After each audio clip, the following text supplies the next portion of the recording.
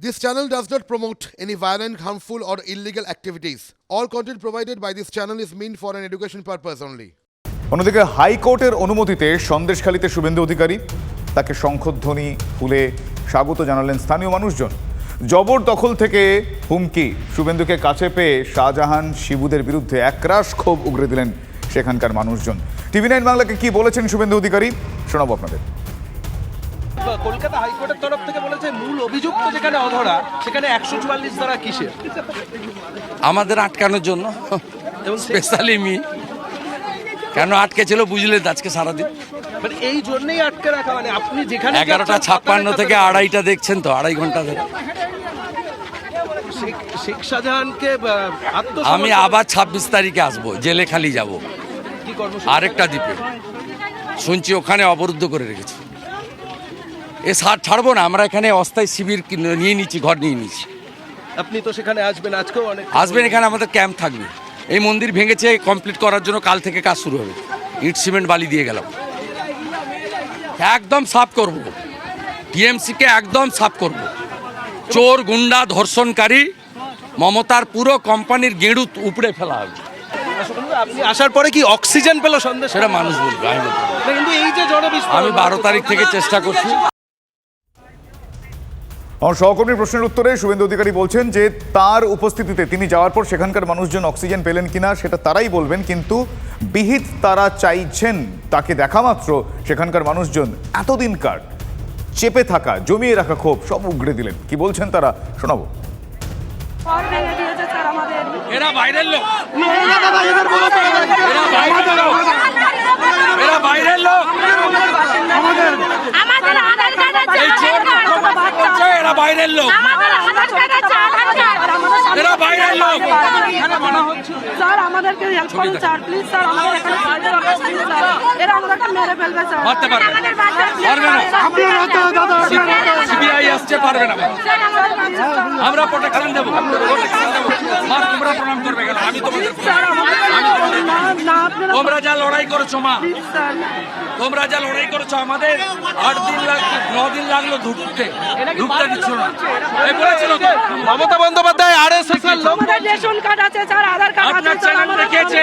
শুভেন্দু দা RSS এর লোক বলছিল মমতা বন্দ্যোপাধ্যায় না, বাইরের লোক বলেছে সিউড়িতে। চলুন স্যার, চোর মমতা দেখো এরা কোথা গেল। শাহজাহান জেলে যাবে, চিন্তা করো না, কিছু হবে না।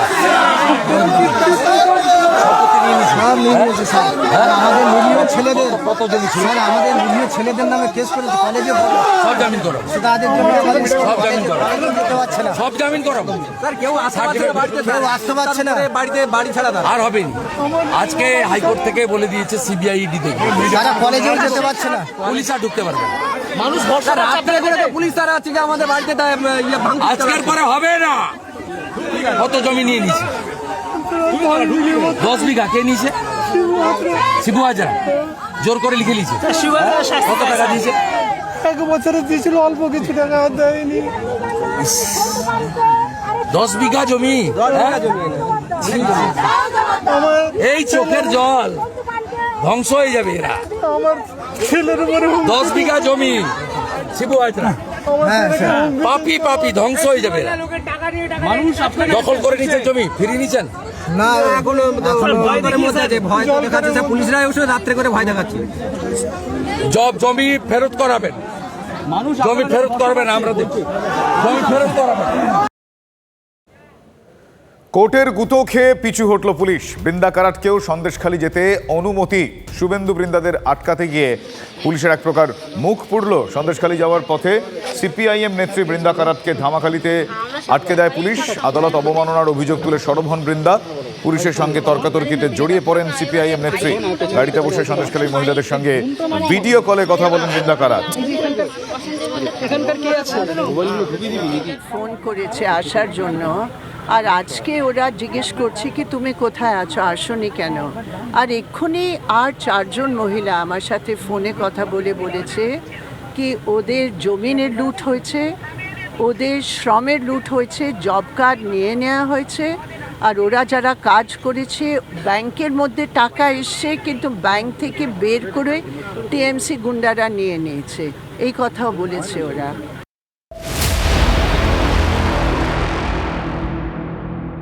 শিবুর লুটের শেষ কোথায়? রোজ সামনে আসছে নিত্য নতুন কীর্তি, একটার পর একটা। এবার শিবুর বিরুদ্ধে, মানে শিবু হাজরার বিরুদ্ধে আরো মারাত্মক অভিযোগ। নদী বাঁধের কাজ করানোর পর টাকা দেওয়া হয়নি। ভাবুন একবার, 20 লক্ষ টাকা পাননি অভিযোগ করলেন শরীফুল আমিন চৌধুরী নামে এক ব্যক্তি। 2022 সালে বর্ষার আগে জেলিয়াখালী, আতাপুর, মণিপুর, ধামাখালীতে বাঁধ মেরামতি হয়। কিছু জায়গায় নতুন করে বাঁধ তৈরিও হয়। মালঞ্চর ঠিকাদার শরীফুলের দাবি, শাহজাহান শেখের কথায় নদী বাঁধের কাজ তিনি করেন। টাকা পয়সা লেনদেনের দায়িত্বে ছিলেন শিবু হাজরা। শিবুর সঙ্গে কথা বলেই কাজ তিনি শুরু করেছিলেন, কিন্তু কাজ শেষের পরও তিনি টাকা পাননি। শরীফুল এমনটাই দাবি করছেন। তার আরও অভিযোগ, পাওনা টাকা চাইতে গেলেই দুর্ব্যবহার জুটত। বাধ্য হয়ে নিজের বাড়ি গাড়ি বিক্রি করে দিয়েছেন শরীফুল।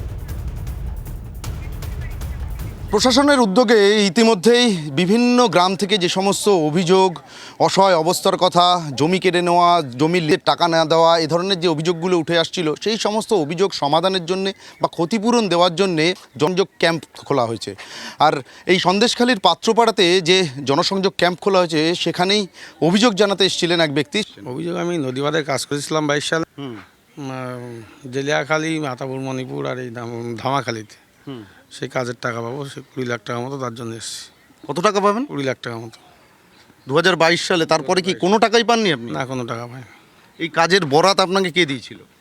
কাজের বরাত শাহান ভাইয়ের সঙ্গে কথা বলে বললো, এরকম শিবুদার সঙ্গে কথা বলে। শাহজাহান ভাই বলতে শাহজাহান শেখ? হ্যাঁ, শাহান ভাই মানে বললো যে ওখানে কথা বলে নে, এবার শিবুদার সঙ্গে কথা বলে সেভাবে কাজ করেছিলাম। বললো কাজের শেষে 4 মাসের পরে, 4 মাসের মধ্যে পেমেন্ট দিয়ে দেবো। সেখান থেকে আমার কোনো পেমেন্ট দেয়নি। এই টাকাগুলো তো সাধারণত বোধহয় পঞ্চায়েত থেকে এই টাকা দেওয়া হয়, যারা ঠিকাদার থাকেন তাদেরকে। পঞ্চায়েত থেকে বলতে এবার এনাদের ব্যাপারে এনারা কীভাবে দেবে তো জানি না। এবার এনাদের উপরে ভর রেখে কাজটা করা। অ্যাকচুয়ালি শাহান ভাই ছিল বলে আমি করিলাম, তো আমি বিশ্বাস করতাম না, কথাবার্তা আমার মানে চলে না আর কি। মানে আপনি যখন টাকা দিতে এসছেন কি দুর্ব্যবহারও করেছেন? দুর্ব্যবহার মানে কি, সে এমন ব্যবহার করতে আমি সে ঘিন্না এখানে আসতাম না। আজকে লিখিত অভিযোগ দিলাম, এই তো পরিবেশ, নইলে তো অনাদা হয়ে যাবে যদি আমি এখন অভিযোগ না দিই। মালঞ্চ থেকে ছুটে এসছেন এই সন্দেশখালীতে তার অভিযোগ জানানোর জন্য, এবং ইতিমধ্যে তিনি অভিযোগ জানিয়েছেন এবং তিনি আশা করছেন প্রশাসন হয়তো তার এই সমস্যার সমাধান করবে। সন্দেশখালী থেকে ক্যামেরায় গৌরবের সঙ্গে সুপ্রিয়, TV9 বাংলা।